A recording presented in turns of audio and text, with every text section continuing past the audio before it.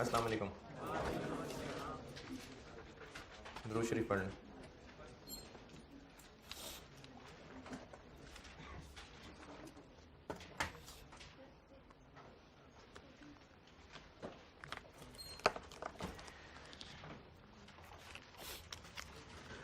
जो मैंने बोर्ड पे सवाल किया था उसमें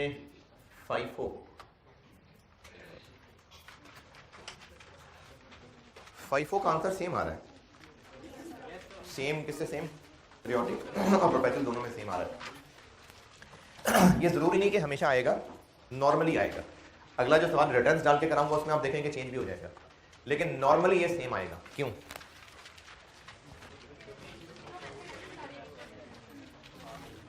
मैंने कहा कि FIFO में चाहे आप पीरियोडिक की फिगर देखिए चाहे परपेचुअल की फिगर देखिए, FIFO में सेम आ रही है। FIFO का क्लोजिंग स्टॉक पीरियोडिक में भी वही है, परपेचुअल में भी वही है ना? तो क्यों सेम है?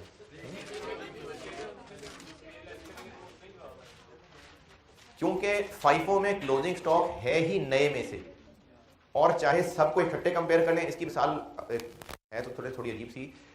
अगर आप अपनी फैमिली में कजन्स, चचा, ताया, मामा सब मिला के उनमें देखें कि सबसे यंगेस्ट कौन है, तो शायद वो कोई एक बच्चा होगा जो 2 महीने पहले लेट से पैदा हुआ है। अब आप खानदान के सारे मेंबर्स को इकट्ठे कंपेयर कर लें, तब सबसे छोटा कौन है? वही 2 महीने वाला। और अगर आप 10-10 की जोड़ियां कंपेयर करना शुरू करें, फिर उनमें से जो यंगेस्ट हो वो अगले लेवल पे आए, फिर उनमें से जो यंगेस्ट हो अगले लेवल पे आए, फिर सेमीफाइनल पे फाइनल, आखिरकार फाइनल कौन जीतेगा? वही, क्योंकि सबसे आखिरी पीस वही है। तो जो FIFO है उसमें क्लोजिंग स्टॉक है जो सबसे आखिर में खरीदे गए थे। तो जो सबसे आखिर में खरीदे गए थे वो सबसे आखिर में वही खरीदे गए थे। तो चाहे पीरियोडिक से कर रहे हैं चाहे परपेचुअल से कर रहे हैं, आंसर सेम आ रहा है। हमेशा नहीं आएगा, अभी आज जो सवाल कराऊंगा उसमें चेंज भी हो सकता है। वेटेड एवरेज में क्यों सेम नहीं आ रहा? अच्छा, ये जो भी बात बता रहा हूं ना, ये एम ही है, एक्स्ट्रा ना समझ आए ऊपर से जाए जाने देना। वेटेड एवरेज में क्यों फर्क आ रहा है?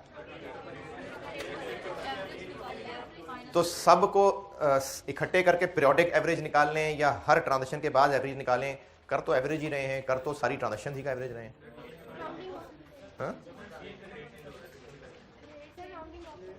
राउंडिंग ऑफ का फर्क है। वेटेड एवरेज पीरियोडिक में एवरेज रेट कितना था? वेटेड एवरेज पीरियोडिक में 80 पॉइंट, और परपेचुअल में आखिरी वाला 89.29।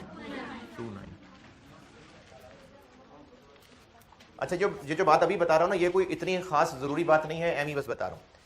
इनमें वेटेड एवरेज के क्लोजिंग स्टॉक पे रेट पीरियोडिक में ये लग रहा था, परपेचुअल में ये लग रहा है। तो इनमें क्यों सेम आंसर नहीं आया? इसकी रीजन ये है कि जब हम सारे रेट्स को इकट्ठे ही कंपेयर कर रहे हैं, सबसे पुराना वाला रेट कितना था? 80 रुपए, 20 रुपए। सबसे नया वाला 94। तो जब हम इन सब को मिला के एक ही बार एवरेज कर रहे हैं तो एवरेज कहीं इनके दरमियान में आ गया। लेकिन जब हम क्या कर रहे हैं, पहले हमने 80 और 82 को एवरेज किया, वो एवरेज कहीं 82 के करीब चला गया। फिर हमने उसको और अगले को एवरेज किया, वो एवरेज और ऊपर चला गया। फिर उसको लेके अगले से एवरेज किया, वो एवरेज और ऊपर चला गया। फिर उसको लेके अगले से एवरेज किया, फिर और ऊपर चला गया। पता नहीं क्या बात कर रहा हूं मैं। जब आप 80 और 94 और 80 और 88 और 84 सबको सामने रख के इकट्ठे एवरेज कर रहे हैं, तो उसमें 80 का भी इंपैक्ट आ रहा है, उसमें 94 का भी आ रहा है। तो एवरेज कहीं इनके दरमियान में आ रही है लेट से। लेकिन जब आप दो रेट्स के बाद एवरेज कर रहे हैं तो एवरेज भी ऊपर जाती जा रही है, और एवरेज ऊपर जाते जाते जाते जो इनका एवरेज आना था उससे थोड़ी ऊपर ही चली गई होगी। तो ये उससे देखिए ऊपर ही गई है, ऊपर से गया।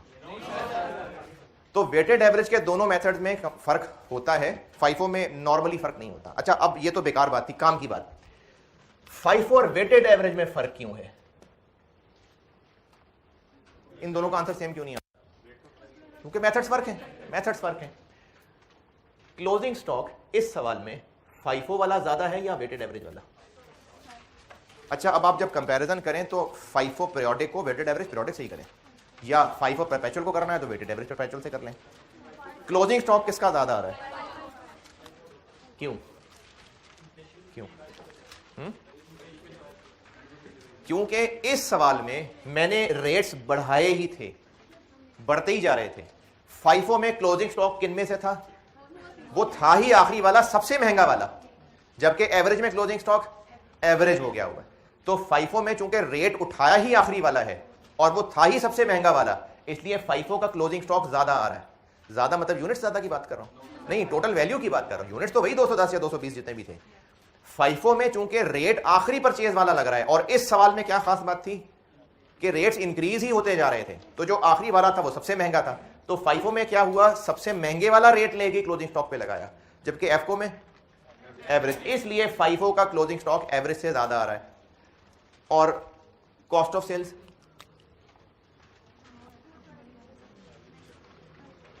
फाइफो और एफको कंपेयर करें तो कॉस्ट ऑफ सेल में ये मकाम उलट हो जाएगा। इसलिए उलट हो जाएगा कि cost of sales is equal to opening stock plus purchases minus closing stock. अगर एक बड़ी फिगर माइनस होगी तो आंसर कम ही आएगा। तो कॉस्ट ऑफ सेल में चूंकि क्लोजिंग स्टॉक माइनस करके आंसर निकलता है, तो फाइफो का क्लोजिंग स्टॉक चूंकि ज्यादा है तो इसलिए कॉस्ट ऑफ सेल कम आनी है। अब ये जो रिलेशन है ये तब प्रिवेल करेगा in case of rising prices. ये कुछ कंक्लूजन्स बता रहा हूं, ये आप याद कर लें, ये 2-3 नंबर के पूछे भी जा चुके हुए हैं एक दफा। इस सवाल से जो कुछ कंक्लूजन्स निकले हैं ना वो बता रहा हूं। एक बताया मैंने कि अगर प्राइसेस बढ़ती ही जा रही हैं तो फिर उस सूरत में फाइफो का क्लोजिंग स्टॉक वेटेड एवरेज से ज्यादा ही आया करेगा, और फाइफो के तहत कॉस्ट ऑफ सेल्स, या अगर मैन्युफैक्चरिंग बिजनेस भी डाल लें तो cost of material consumed, FIFO वाला वेटेड एवरेज से कम आया करेगा।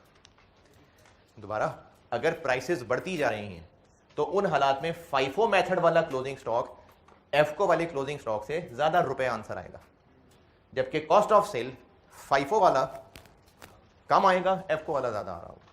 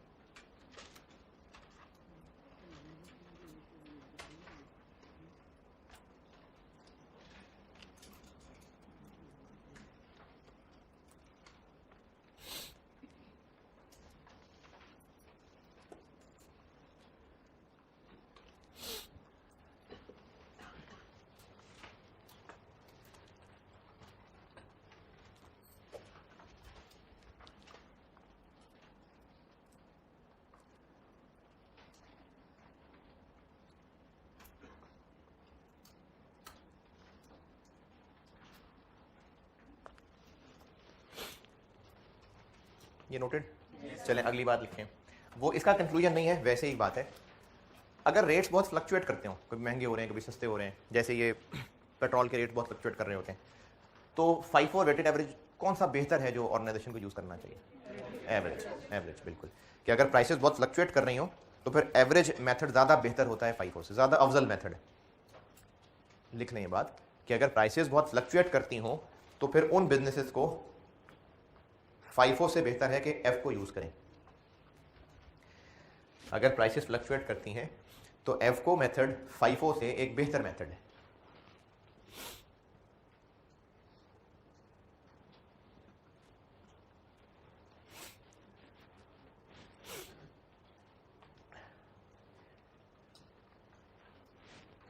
चलें ये काफ़ी है। वो जो कल टेबलर वर्किंग बनाई थी ना, उसको इन्वेंट्री कार्ड भी कहते हैं। Inventory ledger card, stock laser card, ये भी नाम है उसका।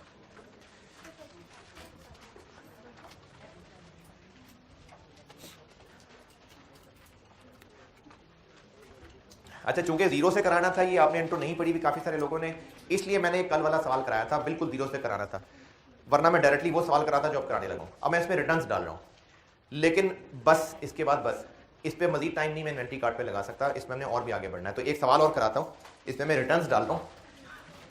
वो जो आपने इन्वेंट्री वैल्यूएशन के नोट्स लिए थे उनमें से क्वेश्चन 2 पढ़ ले, मैं बोर्ड पे करता हूँ।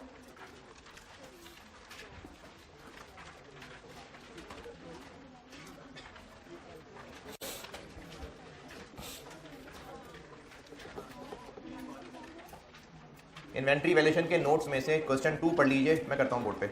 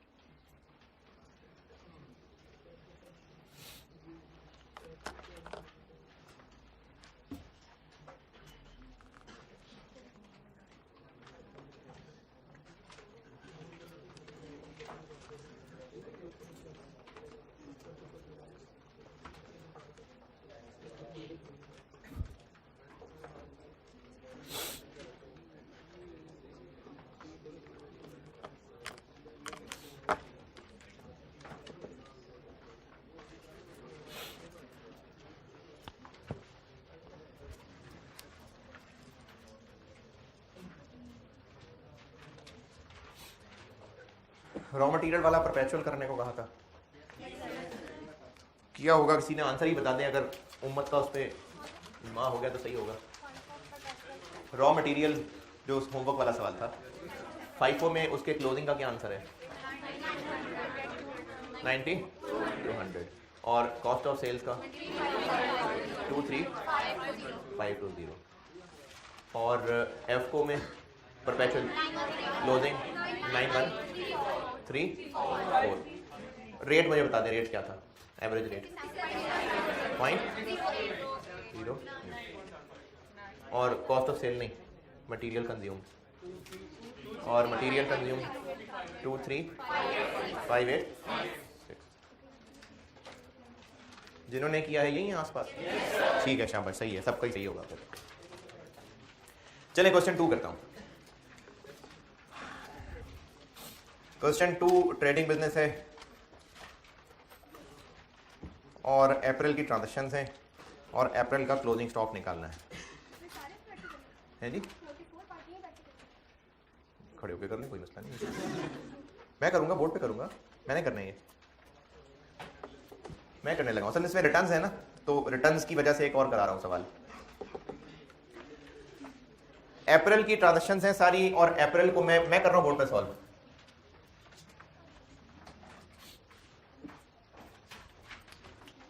मुझे लग रही है गर्मी है,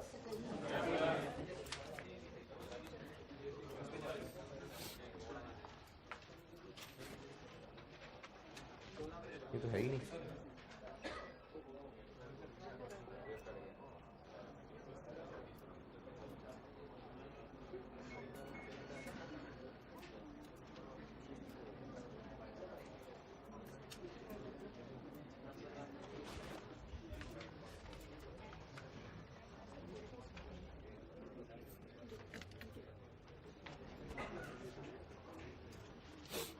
अच्छा, कैमरा इधर करके ना वो उसको बुलाइएगा ऑफिस बॉय को किसी, ये है ना ये वाला पोर्शन, ठीक।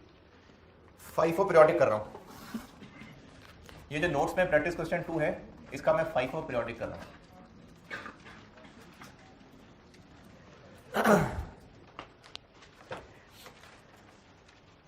जी, कितना स्टॉक बचा रह गया?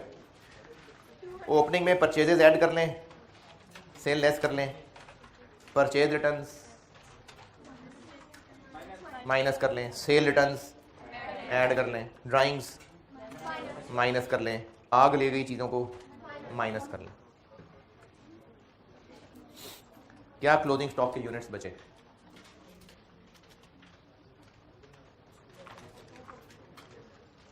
हम्म 240। तो 240 किन में से होंगे?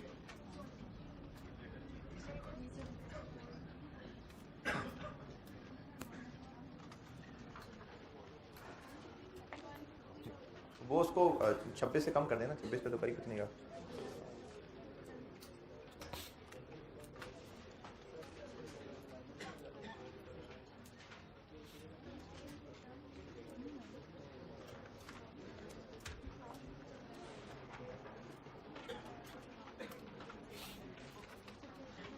जी 240।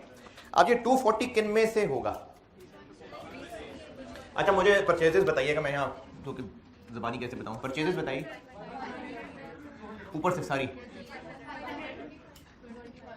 500 है 25 वाले और 100 है 28 वाले। कब ये कब के हैं? 9 के। ये 2 के हैं, ये 9 के हैं। अगले 27 के हैं। कितने? 150 30 और बस। रिटर्न कौन से हुए हैं? परचेज रिटर्न्स भी हैं, इनमें से है ना, इनमें से रिटर्न हुए हैं 20 और बाकी फिर कोई रिटर्न हुए हैं? नहीं, परचेज की बात कर रहा हूं। नहीं, तो हमें पूरे करने हैं कितने? 240। वो किन में से होंगे? वो ये होंगे और 90 इसमें से होंगे। अगर ये 20 इसमें से रिटर्न हुए होते तो फिर क्लोजिंग स्टॉक के कितने यूनिट्स हैं? 240। क्लोजिंग स्टॉक में 240 बचे हुए हैं। अब मैंने कहा कि ये 20 जो सवाल में रिटर्न बताए हैं, अगर वो इनमें से रिटर्न हुए होते तो फिर ये 240 क्या करते, फिर ये 150 नहीं होते, 130 होते। क्योंकि आए थे 20 चले गए, तो फिर ये 130 ही रह गए। तो 130 इसमें से ये वाले होते, 110 100 ये होते, 10 उसमें से। तो अगर कहीं पर परचेज रिटर्न हुई है ना, तो जिसमें से वो रिटर्न है उसमें से नेट करके फिर स्टॉक का हिसाब करना है। ठीक है, बात समझे? अगर ये 20 इनमें से रिटर्न हुए होते तो हम ये 240 यूनिट्स यहां से 130 पूरे करते, क्योंकि 20 तो गए, बाकी 100 इधर और 10 फिर इधर से करते। लेकिन अभी सवाल में 20 चूंकि उसमें से रिटर्न थे, तो इसी में से 240 पूरे हो गए। तो FIFO पीरियोडिक क्लोजिंग स्टॉक निकालने का तरीका कि जो आखिरी परचेजेस हैं नेट ऑफ रिटर्न्स, उधर से उल्टा चलना शुरू कर दें। तो 150 ये वाले होंगे और 90 28 वाले होंगे। 2520 4500 और ये बन गया 702। ये FIFO पीरियोडिक हो गया।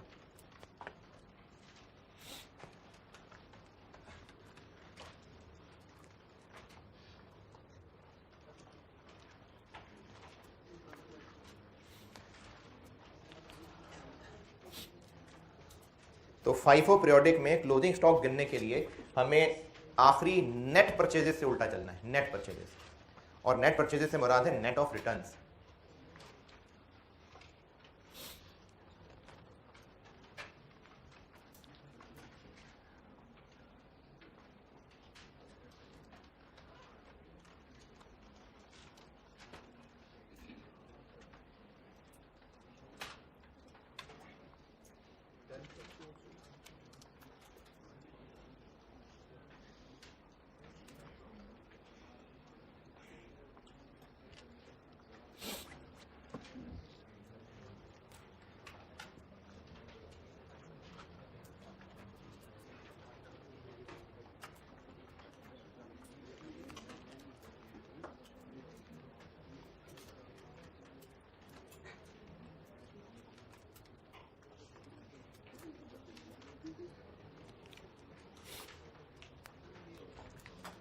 FIFO periodic noted, weighted average periodic करता हूं।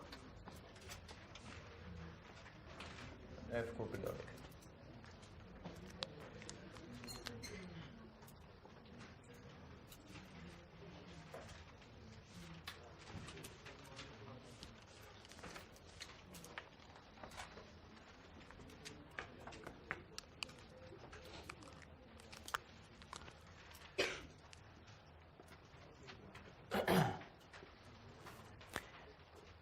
एवरेज रेट का ओपनिंग में सारी परचेजेस मिला दें। ओपनिंग के यूनिट्स कितने, 200। वो परचेज 480, 100 और 150। ये 200 कितने वाले थे, 22 वाले कितने हो गए, 40 400। ये 25 वाले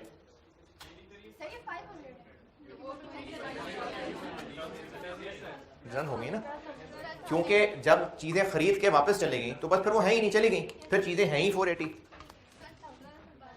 12,000 2800 4500। ये 500 की जगह 480 वाली बात आई समझ, क्योंकि हम एवरेज करते हुए परचेजेस को नेट ऑफ रिटर्न्स कर लेंगे। जब चीजें खरीदी और वापस कर दी तो बस वो नहीं खरीदी। ये बन गया 23700 और ये 930। तो एवरेज रेट हो गया 23700 डिवाइडेड बाय 930 जी 25.48।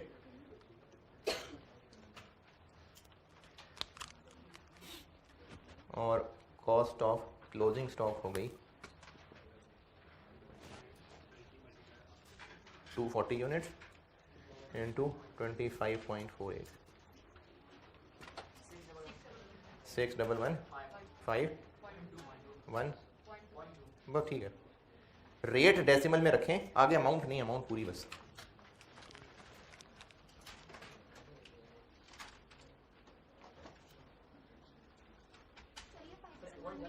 क्या जी, ये आंसर ठीक नहीं है?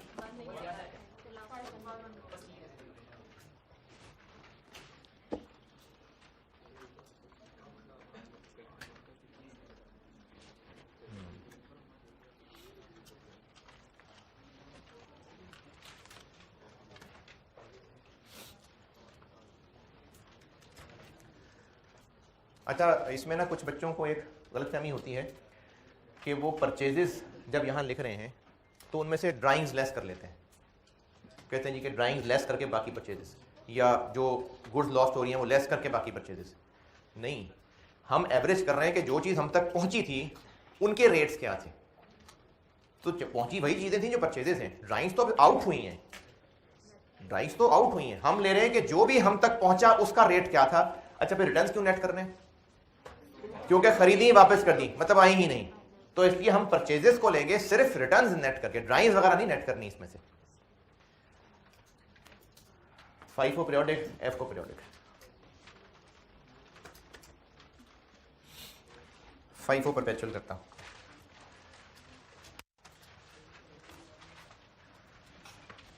यार ये बोर्ड की सैर करा दें पूरे एक दफा। ये क्या लिखा था? 20।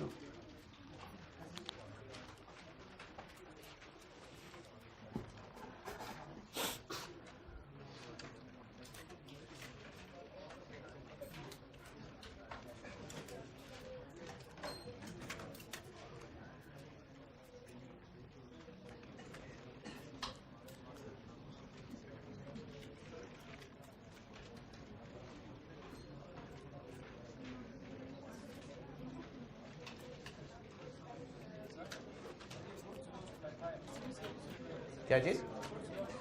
हाँ, नहीं सेल क्यों अज्यूम करेंगे? सड़ गई चीजें, बेची कैसे? सड़ गई ना, जल गई, सेल क्यों अज्यूम करें?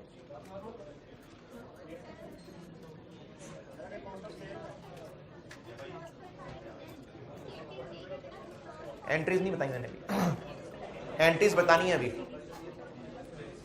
एंट्रीज पढ़ानी है चैप्टर में।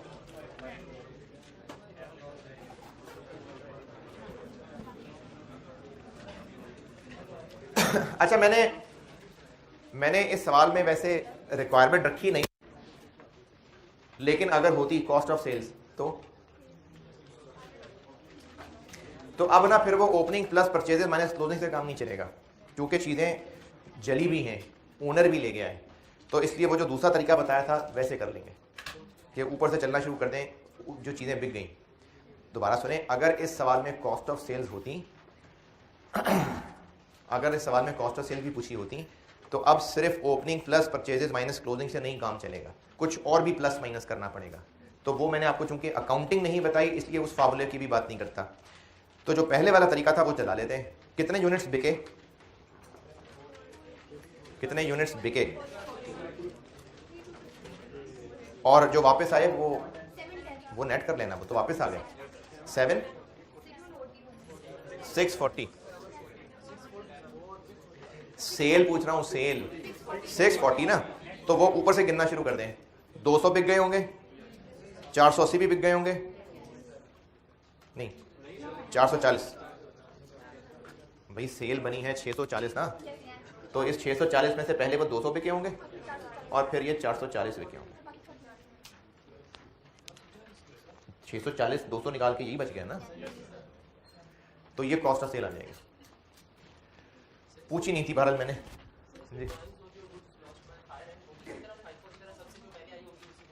बस सबसे पहले वाली सेल है, उसके बाद ड्राइंग्स आग, उसके बाद ऊपर से सेल निकाल लें, उसके बाद जो बाकी चीजें वो उनके बाद फिर कॉस्ट ऑफ सेल्स मैंने नहीं रखी थी, बस मैंने क्लोजिंग स्टॉक पूछा था, उसी की करते हैं प्रैक्टिस। FIFO परपेचुअल करने लगा, FIFO परपेचुअल।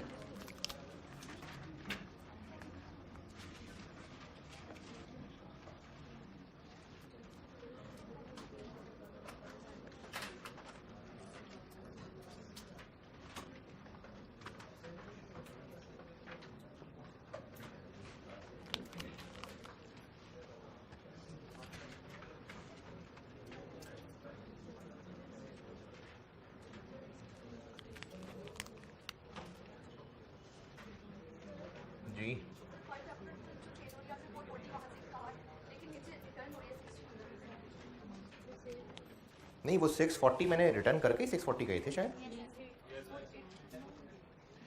नहीं, जो 640 यूनिट्स मैंने सेल कहे हैं वो गिने ना, कैसे गिने, कैसे बने 640?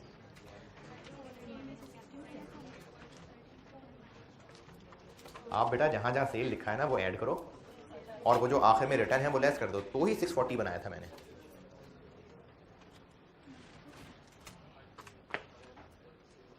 FIFO परपेचुअल करने लगा हूं। सबसे पहले ओपनिंग स्टॉक, तो 1 अप्रैल को ओपनिंग स्टॉक कितना पड़ा हुआ है? 222 वाला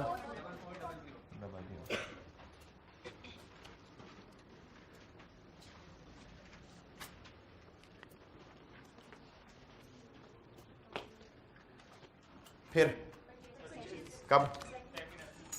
2 को की परचेज कितने यूनिट्स? 500। कितने वाले?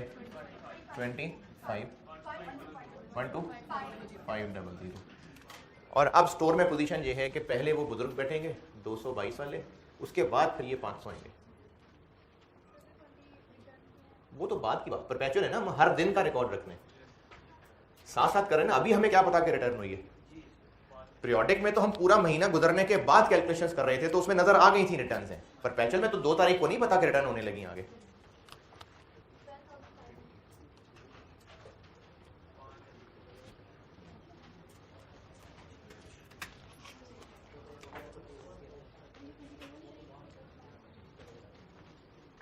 फिर 5 तारीख को हो गई सेल। कितने यूनिट्स? 480। तो FIFO है पहले वो पुराने 200 वाले, पहले 222 वाले, फिर 280 25 वाले, 44,700। तो स्टोर में ये 22 वाले चले गए, 25 वालों में से बाकी 220 रह गए।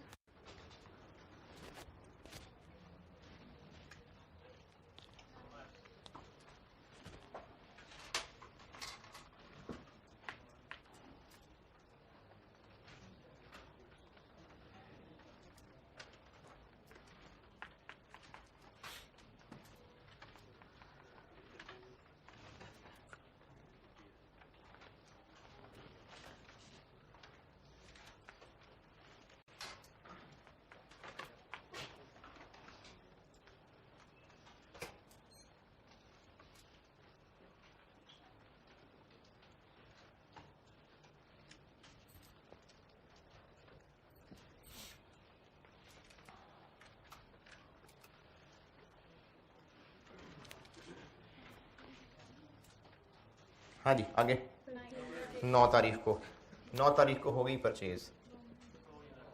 100 यूनिट्स खरीद लिए। कितने वाले? 2800। और अब स्टोर की पोजीशन ये है कि पहले ये 220 पड़े हुए 25 वाले, फिर 100 और आगे 28 वाले।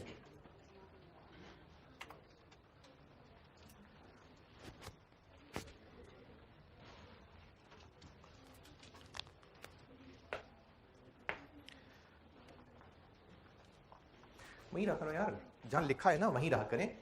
जब मैं बोलना शुरू करूं तो मेरी तरफ आ जाएगा।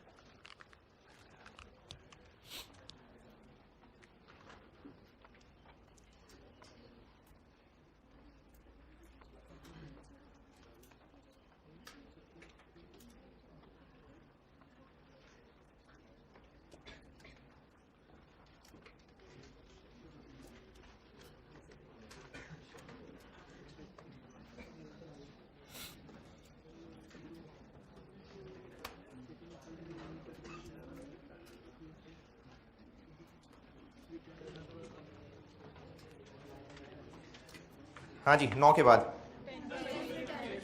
Purchase returns.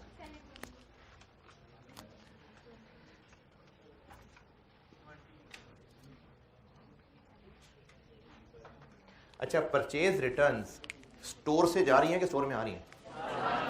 Purchase returns store से जा रही हैं, स्टोर से आउट हो रही हैं। परचेज रिटर्न जिससे खरीदा था उसको वापस करके आ रहे हैं। लेकिन ये लिखना इस सेक्शन में मुनासिब होता है ज्यादा, है वो आउट इशू, लेकिन परचेज को कैंसिल करना है इसलिए यहां लिखना मुनासिब होता है। कितने यूनिट्स? 20। तो वो हम यहीं पर एज अ नेगेटिव लिखेंगे। ये कौन से वाले हैं? अगर ये ना कहा होता ब्रैकेट में कि ये 2 अप्रैल वाले हैं, नहीं, तो फिर आप ऐसा कर लेते कि जो सबसे आखिर में खरीदे थे वही वापस किए होंगे। इसका फाइफो से ताल्लुक नहीं। ये बात दोबारा सुनिए, ये जो रिटर्न किए है ना, ये रिटर्न के साथ बता दिया कि ये कौन से वाले हैं जो वापस किए हैं 2 अप्रैल। अगर ये बात ना की होती, कुछ ना बताया होता कि कौन से वाले में से वापस किए हैं, इस वक्त 3 तरह की चीजें लिखी हुई हैं, ये भी हैं, ये भी हैं, ये भी हैं, या 2 हैं बस? ये भी तो है ना, ये भी तो परसों तरसों खरीदा ही था कभी। तो वापसी इसमें से भी हो सकती है, इसमें से भी हो सकती है, इसमें से भी हो सकती है। अगर आपको नहीं बताया कि किसमें से है तो बस रीसेंट वाले में से ही होगी। ज्यादा चांस इसी के हैं कि जो अभी खरीदे थे वही खराब निकले तो वापस कर दिए, को 25 दिन बाद पुराने वाले कहां वापस कर रहे होंगे। तो इसलिए अगर आपको नहीं बताया कि परचेज रिटर्न्स कौन से वाले में से हैं तो आखिरी वाले में से हैं। इसका फाइफो से ताल्लुक नहीं है, ये वैसे ही बस सवाल में डाटा नहीं दिया तो अज्यूम कर लिया, बस ज़बानी याद हो जाएगी बात, है ना, हो गया ज़बानी, कोई जरूरत नहीं लिखने की।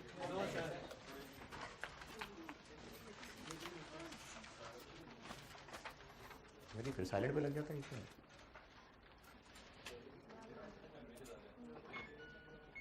नहीं, लेकिन ये सेट कैसे होगा?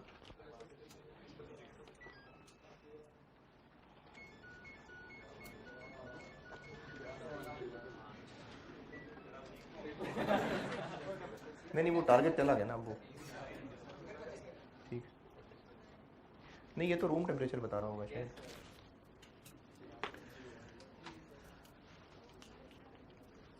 तो ये अभी इस सवाल में कौन से वाले हैं? ये 2 अप्रैल वाले। किस रेट पे वापस होंगे? क्यों? ये जो रिटर्न्स है ना, रिटर्न्स, ये उस सप्लायर को रिटर्न है, उसको हमारे मेथड से क्या लगे, उसने जितने की चीजें हमें बेची थी उतने ही की वापस लेगा। तो चूंकि ये 2 अप्रैल वाली है, इसका मतलब ये 25 रुपए वाली है। इस रिटर्न के ऊपर रेट यहां से नहीं देखना, ये जो वाली जो ट्रांजैक्शन रिटर्न हो रही है इस पे वही वाला रेट लगेगा। ये 25 वाली है, 5 तो, और ये वापस होने की वजह से ये 220 की बजाय 200 रह गए, और ये 100 है।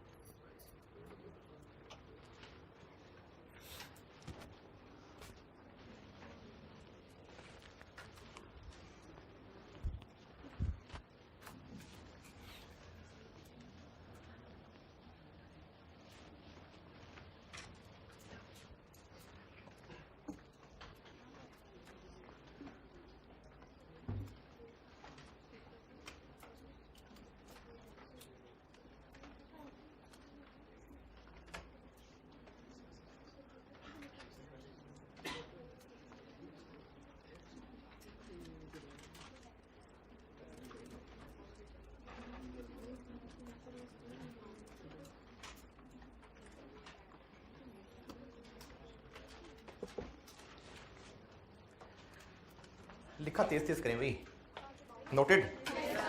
आगे 15 तारीख को हो गई सेल्स,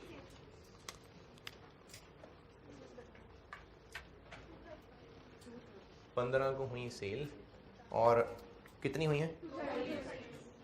पहले ये 230 इसमें से,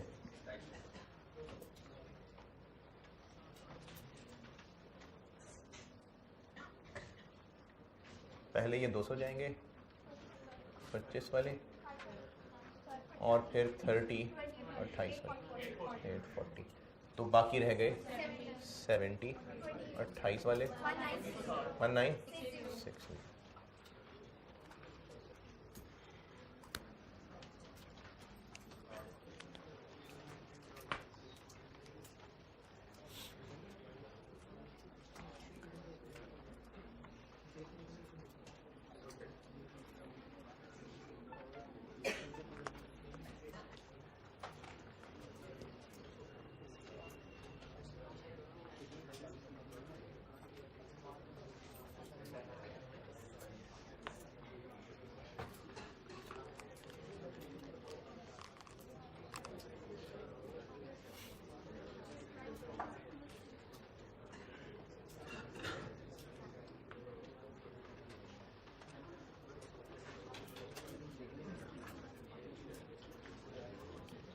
उसके बाद 19th को ड्राइंग्स हैं, और ड्राइंग्स भी आउट हैं, तो फर्स्ट इन फर्स्ट आउट, जो भी आउट होगा तो वो FIFO वाले रूल के तहत होगा।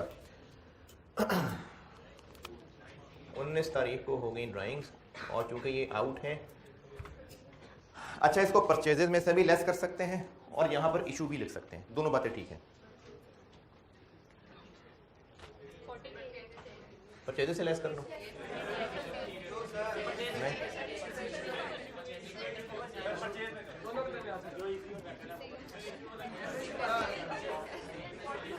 कितने यूनिट्स?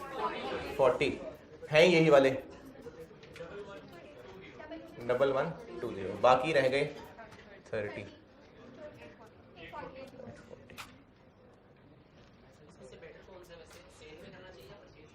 ये सेल नहीं है ना, इशू लिखा हुआ, इशू लिखा हुआ, तो मैंने तो अकड़ पकड़ से फैसला किया, मेरे को इधर निकला था तो मैंने यहाँ लिख लिया। लेकिन ठीक है, आप वहाँ परचेजिंग से भी नेट कर सकते हैं, कोई मसला नहीं जी, फिर उसको नेगेटिव करते।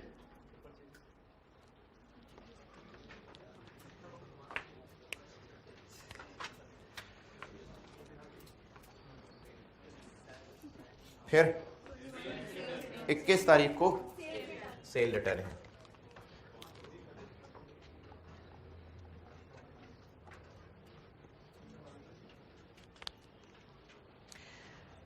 दो तरह की रिटर्न्स हुई हैं, जो 5 को चीज़ें बेची थी उनमें से भी वापस आई हैं, और जो 15 को बेची थी उनमें से भी वापस आई हैं। और अगर ना बताया होता किन में से आई हैं, तो जो आखिर में बेची थी उसी में से वापस आई होती। 5 को कौन सी बेची थी? ये बेची थी, कितनी वापस आई हैं? 60। तो 5 को तो ये 2 बेची थी, इनमें से कौन सी वापस लाई?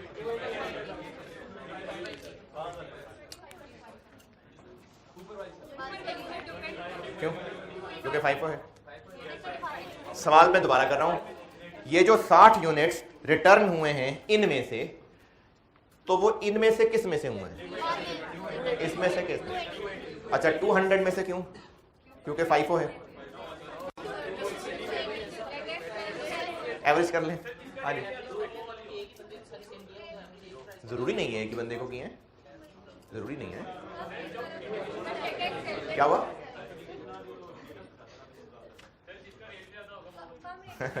नहीं ऐसे नहीं। क्यों?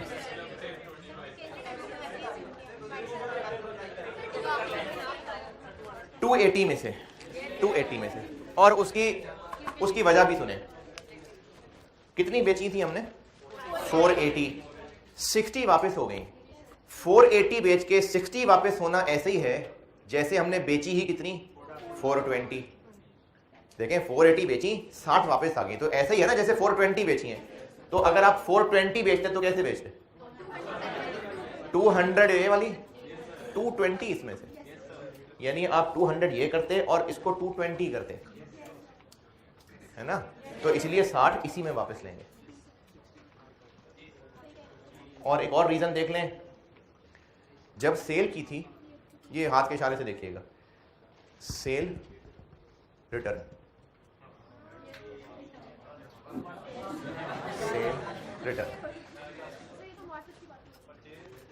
जो इन दोनों में से ये सेल लिखी हुई है ना, तो रिटर्न है तो वापस हो गई, तो इसमें से वापस कर दें, तो 280 में से 60 वापस आ जाएंगे, यानी 25 वाले 60 वापस आएंगे, तो 25 वाले 60 वापस आ जाएंगे। अच्छा सेल रिटर्न कर रहे हैं हम, तो इस सेल वाले पोर्शन में नेगेटिव,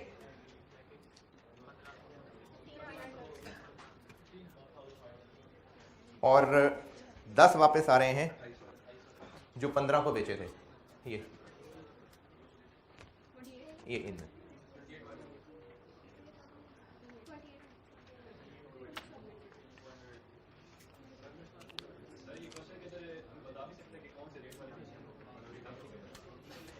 देखें जब हम बेच रहे हैं ना, तो सप्लाई, जब हम, ये सारे लोग सुने, ये बात स्पेसिफिकली ना आगे मैंने एक पास पेपर का सवाल कराना है, ये उसमें भी आ जाएगी दोबारा, ये बात, ये उसमें दोबारा डिस्कस होगी। सवाल ये है कि अगर इनमें से कोई रेट सवाल वाला खुद बता देता कि इसमें से कौन सी है, तो ऐसा नहीं होगा। देखें जो परचेजेस होती है ना, परचेजेस, उसमें हमारा सप्लायर से जो रेट तय हो रहा है वो ये है, हम उसी को यहां लिख रहे हैं। परचेजेस में हम यहां कौन सा रेट लिख रहे हैं? जो हमारा और सप्लायर के दरमियान है, तो रिटर्न भी उसी रेट पे ही लाजमी होनी है। इसलिए जरूरी होगा ये सवाल वाले को बताना कि वो कौन से रेट वाली है। ये जो सेल पे रेट लिखा हुआ है, ये तो हमारी अपनी एक कैलकुलेशन है। कस्टमर से कौन सा रेट तय हो रहा है? वो तो सेल प्राइस तय हो रही है, कस्टमर से सेल प्राइस तय हो रही है। उसको अगर वापस करना है तो वो उसी सेल प्राइस वाला वापस करना है। ये तो हमारी अपनी इंटरनल कैलकुलेशन है। कुछ समझ नहीं आया? जब हम सेल लिख रहे हैं ना, तो ये वाली चीज हमारी अपनी इंटरनल है कि पहले ये वाले फिर ये वाले, इसका कस्टमर से कोई ताल्लुक नहीं। कस्टमर को नहीं हमने ये वाले रेट बताए हुए, यानी कस्टमर हमें ये नहीं कह रहा कि ये मैं वो चीजें वापस कर रहा हूं जो 22 वाली हैं। कस्टमर के साथ तो सेल प्राइस तय हुई है, उसको तो नहीं पता 22-25 क्या है। ये तो हमने अपने इंटरनल रिकॉर्ड में लिखा हुआ है। तो जैसे जैसे सेल की थी रिटर्न होगी तो उसको उल्टा चला देंगे। तो इसलिए सवाल वाला ये नहीं बता सकता कि आपने जो सेल रिटर्न लेनी है वो ये 25 वाली लेनी है, वो तो मैक्सिमम डेट ही बताएगा। सेल रिटर्न के बाद बैलेंस क्या बन गया? तरतीब की तमीज रखनी है। ये पुराने वाले वापस आए हैं तो ये वापस पहले ऊपर जाएंगे, पहले 60 लिखेंगे। 25 वाले खत्म हो गए हुए थे ना, तो 60 वापस आए तो 25 वाले ऊपर आ गए, और ये 10 इन्हीं में से हैं, तो ये 40 हो गए। सेल रिटर्न होके चीजें स्टोर में वापस आई हैं, है ना? क्या नहीं, हम ना परचेज रिटर्न्स को परचेज में से नेगेटिव लिख रहे हैं और सेल रिटर्न्स को सेल में से नेगेटिव लिख रहे हैं। क्योंकि सेल हुई थी तो रिटर्न हुई है, परचेज हुई थी तो रिटर्न हुई है, तो रिटर्न उसी के रिस्पेक्टिव में एज ए नेगेटिव आ रहा है। तो सेल रिटर्न, स्टोर में से जो चीजें बिक गई थी वो वापस आई हैं। ये 25 वाली चीजें बिक के खत्म हो गई हुई थी, अब जब वो वापस आ गए हैं तो अपनी पुरानी जगह पे पहले उनको जगह मिलेगी, क्योंकि अब वो वापस आके स्टोर में अपनी पुरानी जगह पहुंचेंगी, क्योंकि ये पुरानी थी। तो इसलिए इसको पहले लिखेंगे, ये 28 वाले इनमें जुड़ेंगे आके। तो सेल रिटर्न के बाद स्टॉक की पोजीशन ये बन गई।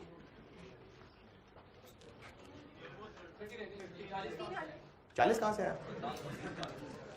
60 कहां से आया? 60 कहां से आया? देखें, ये जो 60 सेल रिटर्न क्या है? स्टोर में चीजें वापस आई हैं, स्टोर से गई हैं, स्टोर में वापस आई हैं। तो जब स्टोर में चीजें वापस आएंगी तो बैलेंस बढ़ जाएगा ना।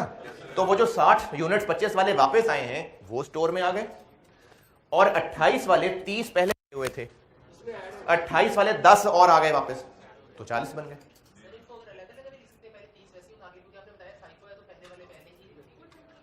नहीं, ये 10 उन्हीं 28 वालों में से ही 10 हैं।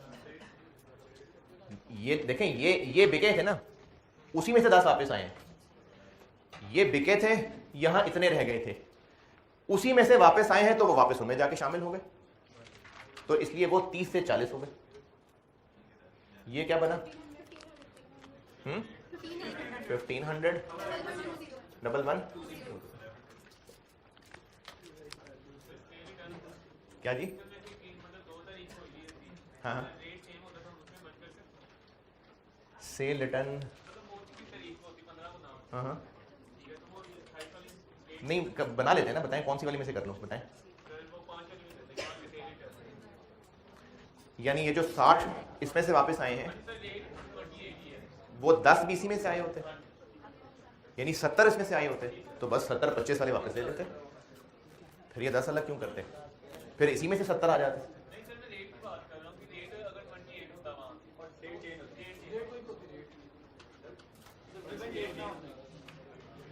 ये 28 होता और उसके बाद भी अभी 28 ही चल रहे होते, तो बस फिर तो सब ऐड कर लेते, फिर तो ये 25 और 28 अलग अलग ही ना होते ना, फिर तो 28 ही चल रहे होते, फिर सारे उसमें ऐड हो जाते। रिटर्न, सेल रिटर्न और परचेज रिटर्न सामने है। ये सवाल असल में सेल रिटर्न परचेज रिटर्न के लिए कराया था, तो परचेज रिटर्न और सेल रिटर्न में से बताएं जो चीज पूछनी है।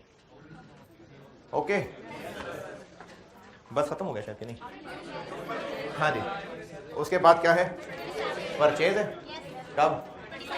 27 को हो गई परचेज, 150 30 वाले, और स्टोर की पोजीशन ये बन गई कि 60 हैं 25 वाले, 40 हैं 28 वाले, और 150 हैं 30 वाले।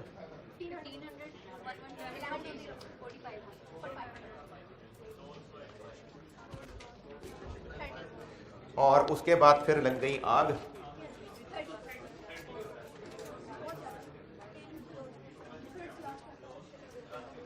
कितनी ज़ाया हो गई? 10। तो वो आप चाहे इशू से निकाल दें चाहे परचेज में नेगेटिव कर दें। ये 10 कौन से वाले होंगे? अरे FIFO है भाई, जो भी आउट होगा वो FIFO से होगा। चीजें जल के स्टोर से निकाल रहे हैं ना, गुड्स लॉस्ट हो गई बाय फायर, तो आउट है ये। अब जब उन चीजों को दफना देंगे तो आउट ही हो गई ना, तो जब आउट है तो FIFO है, फर्स्ट इन फर्स्ट आउट। तो वो किन में से है? देखिए भाई FIFO है फर्स्ट इन फर्स्ट आउट। देखिए रिटर्न डिफरेंट चीज है। रिटर्न जो ट्रांजैक्शन हुई थी उसका रिवर्सल है, वो एक नॉर्मल आउट नहीं है। परचेज रिटर्न में क्या हो रहा है? चीजें सप्लायर को वापस जा रही हैं। इसके लिए सिंपल आउट वाला असूल नहीं लग रहा। FIFO first in first out. तो ये जो परचेज रिटर्न है ना, फिजिकली ये आउट हो रहे हैं, इन हो रहे हैं, आउट हो रहे हैं, लेकिन ये वो आउट वाले रूल वाला आउट नहीं है, ये रिटर्न्स है परचेज को कैंसिल करने के लिए। तो जिस रेट पे ओरिजिनली खरीदे गए थे ये उसी पे ही वापस होंगे। इसके अलावा जो भी आउट है वो FIFO है, तो FIFO वाला लगेगा। तो अब ये ड्राइंग्स आउट हो चाहे सेल्स आउट हो चाहे ये गुड्स का जाया होना आउट हो, FIFO है। तो ये 10 किस में से हैं? इस 25 वाले है जी। कोई एग्जांपल ही दे रहा हूं, और क्या एग्जांपल?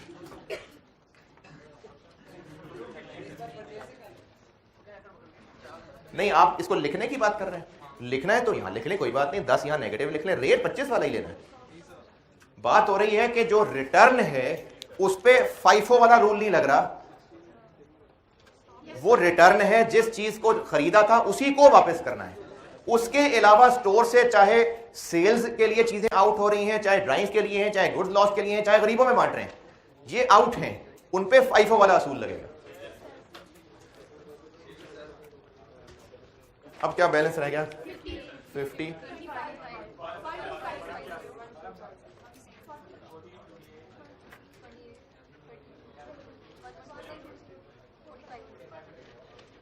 ये अब ये पीरियड एंड की पोजीशन है 240 68 6870। अब ये पीरियोडिक से डिफरेंट आ गया इस पुरानी चीज की रिटर्न की वजह से। तो FIFO में पीरियोडिक और परपेचुअल लाजमी नहीं कि बराबर ही आएगा। ये देख लीजिए डिफरेंट आ गया, पीरियोडिक में कुछ और अंतर था जी। जैसे हाँ। देखें ऐसा कहना चाहिए नहीं। किसी सवाल में देखा है इस इंट्रो में कहीं आपने देखा हुआ है?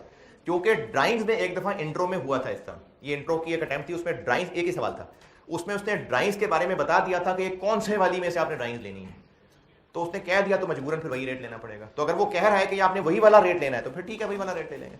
अदरवाइज परचेज रिटर्न्स के अलावा जो भी आउट्स हैं उन पे FIFO का रूल लग रहा है। हाँ जी, इसका वेटेड एवरेज परपेचुअल आपका होमवर्क, और ये इन्वेंटरी कार्ड बस बहुत है, कल मैं मैन्युफैक्चरिंग बिजनेस करा के फिर NRV पे जाऊंगा। इसका परपेचुअल वेटेड एवरेज करके आइएगा जी। इसमें क्यों आ गया? क्योंकि पीरियोडिक में ना हमने लिए ही सिर्फ आखिरी वाले थे, जबकि जब रोज की ट्रांजैक्शन रिकॉर्ड करते गए तो देख लें बीच में पुराना वाला भी आ गया हुआ है, ये 25 वाला भी एक बीच में आ गया, इसकी वजह से फर्क आ गया। ठीक है, अल्लाह हाफिज।